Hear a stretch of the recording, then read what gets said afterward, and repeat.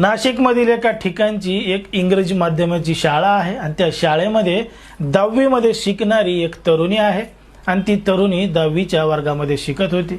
मग त्या शाळेमध्ये शिकत असताना त्याच शाळेमधल्या 8वीच्या मुलांसोबत त्या मुलीची ओळख होते आणि ओळखीचं रूपांतर मैत्रीमध्ये होतं।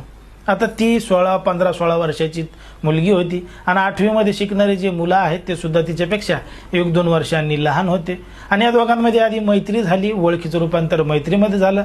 मग मैत्रीमध्ये रूपांतर झाल्यानंतर यांचं बोलणं चालणं त्या ठिकाणी मोठ्या प्रमाणात वाढलं।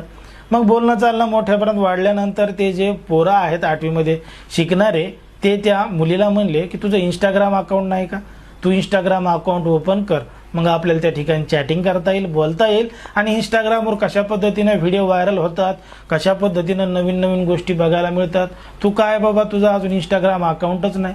मग त्या गोष्टीचा त्या मुलीला जरा वाईट वाटलं, तिला वाटलं खरंच आपला अजून इंस्टाग्राम अकाउंट नाही, म्हणून तिनं इंस्टाग्राम अकाउंट ओपन करायचं ठरवलं।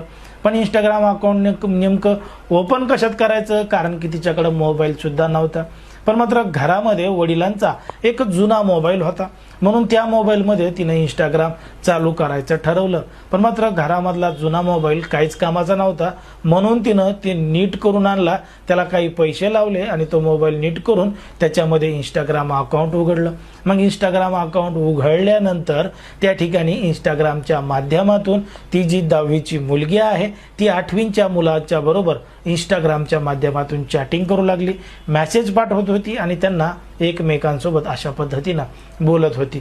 मग त्यांचं बोलणं चालणं हे एवढ्या मोठ्या प्रमाणात वाढलं की त्यांना आता एकमेकांप्रती प्रेम झालेलं होतं आणि त्या 8वीच्या पोरानं 10वीच्या पोरीला प्रेमाच्या जाळ्यात वडलेलं होतं आणि घडलं होतं एक धक्कादायक प्रकरण, धक्कादायक घटना।